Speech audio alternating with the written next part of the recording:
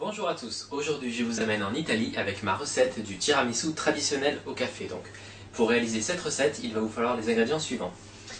250 g de mascarpone, donc c'est un fromage que vous trouverez au rayon frais, 100 g de sucre de vergeoise, 4 œufs, un peu de vanille, donc ici je prendrai un bâton de vanille, sinon vous pouvez prendre 2 sachets de sucre vanillé par exemple, des boudoirs, donc des gâteaux, des biscuits à la cuillère en fait.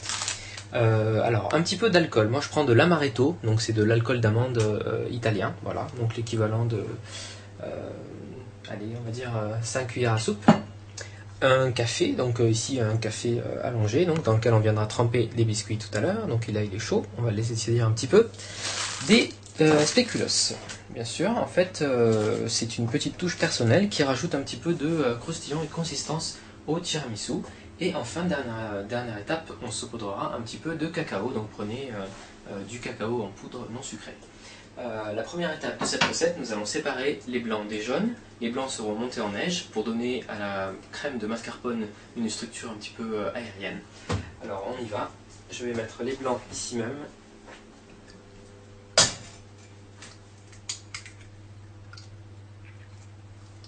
Et les jaunes à côté. Et donc la première étape, eh bien, en fait on va faire battre en fait nos blancs en neige. Donc il est important de les battre bien fermes, donc je vous conseille d'utiliser votre batteur électrique.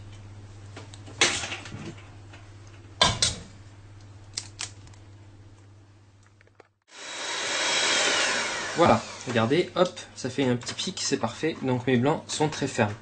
Donc voilà, ok, j'avoue, j'ai un batteur de compétition, mais pour moi c'est l'ustensile électrique le plus important pour la pâtisserie. Donc voilà, maintenant ici j'ai mes jaunes d'œufs, donc les 4 jaunes, eh bien, je vais rajouter donc les 100 g de vergeoise, voilà, et c'est pas grave s'il reste un peu de blanc, hein. Je vais commencer à battre également légèrement, pour que le sucre fonde bien. Voilà, vous augmentez la vitesse jusqu'à ce que le mélange devienne bien mousseux et bien blanc. Et voilà, vous voyez, mon mélange est bien mousseux. Le sucre a fondu dans les jaunes. Alors je suis ici, je récupère les graines de ma gousse de vanille. Donc comme d'habitude, on fend la gousse de vanille en deux, dans le sens de la longueur, et on écarte les deux morceaux, et avec le plat du couteau, voilà, vous allez venir gratter les graines noires. Vous voyez, vous tirez, hop, ça vient tout seul. Facile. Et nos petites graines, on les rajoute dans la préparation. Et c'est pas la seule chose qu'on va rajouter en fait, puisqu'on va mettre maintenant le mascarpone. Donc vous venez bien racler tout votre mascarpone. Voilà. Ne perd pas de miettes. Hop. Et voilà. Et là, eh bien, on va continuer à battre pour uniformiser notre mélange. Donc vous battez encore une petite minute.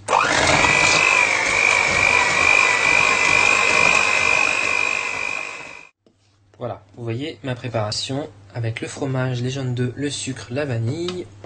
Maintenant, je vais venir incorporer donc les blancs d'œufs, donc bien fermes. Voilà, on va le faire en 3-4 fois avec un fouet. Vous venez et vous tournez délicatement de bas en haut. Vous allez soulever la pâte pour incorporer vos blancs d'œufs. Comme ça, ils se casseront pas. Voilà. Il faut un peu de patience. Ensuite, on aura quasiment fini. Voilà, ça y est, regardez, ma préparation est enfin terminée. Donc on obtient une belle préparation bien lisse, bien belle, avec des petites graines de vanille qui sont visibles. Alors ce qu'on va faire maintenant, c'est monter nos tiramisu. Donc en fait, ce que je vais faire, c'est des petits tiramisu individuels. Vous pouvez le faire en version familiale dans un grand plat. Moi, je vais utiliser des petits ramequins, voilà, des petites cocottes pour faire mon tiramisu. Alors, l'étape suivante, vous avez votre café chaud. Vous venez mettre dedans l'amaretto. C'est en fait le café qu'on aromatise. Voilà, hop, je mélange vite fait. Et là, en fait, on va venir tremper les biscuits cuillères dedans. Pas longtemps. Donc vous les trempez, hop. 1, 2, 3. Vous sentez le café qui s'imbibe dedans. Et vous venez déposer vos gâteaux au fond. Alors 3 secondes. Hein.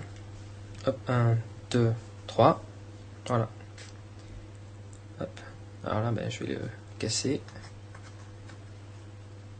Voilà. Bon, cette préparation là, toutes ces quantités, ça vous va pour faire 6 petits tiramisu individuels. Hein. Il y en a pour 6 personnes. Voilà. On y va, je fais pareil ici. Ensuite, ce qu'on va faire, c'est une petite couche de spéculoos. Juste au-dessus, ben, pour donner un petit aspect croustillant. Et puis ben, pour apporter la saveur en fait du spéculoos avec un petit peu de cannelle. Voilà, c'est très bien. Alors, ce qu'on fait, c'est qu'on va écraser en fait nos spéculoos grossièrement. Il faut qu'il y ait des gros morceaux. Hein. Voilà. Ok.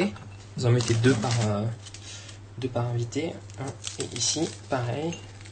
Bon, là j'en fais 2, puis je ferai le reste tout à l'heure. Voilà. Et maintenant, eh bien, je vais prendre une cuillère et venir déposer tout simplement une quantité de crème par-dessus. Alors, je commence avec une cuillère dans chaque. Après, on va tapoter un petit peu nos plats pour que ben, la préparation aille bien s'incruster dans tous les recoins. Donc, vous n'hésitez pas. Hop. Vous voyez, vous faites trembloter comme ça pour que ça se répartisse bien. Voilà. Et bien écoutez, ça nous laisse la possibilité de mettre une deuxième cuillère de crème qui doit tout recouvrir théoriquement. Voilà. Et voilà. C'est pas facile? Bah si, c'est très facile et vous allez voir, par rapport au tiramisu que vous goûtez dans les restaurants, il n'y a pas photo. Alors, c'est très simple, vos tiramisu, vous les mettez maintenant au frais. Alors, idéalement, il faut qu'il reste une nuit, si possible. Comme ça, votre mousse de mascarpone va un peu figer et sort vraiment très très légère. Sinon, ça risque d'être un petit peu liquide. Quoique là, avec les blancs en neige bien montés, ce sera très bien. Voilà. Et au moment de servir, eh bien, vous utilisez un petit chinois et vous tamisez du cacao par-dessus. Je ne le fais pas maintenant parce que je vais mettre mes tiramisu au frais et voilà, vous le faites vraiment au dernier moment pour qu'il garde son aspect poudreux et mat, sinon mais en fait il va fondre et voilà, ce sera pas très joli. Voilà, je vous souhaite un très bon appétit. Faire un tiramisu traditionnel, vous voyez, c'est facile, ça vous prendra que quelques minutes et ce sera un excellent dessert. A très bientôt sur hervécuisine.com pour de nouvelles recettes.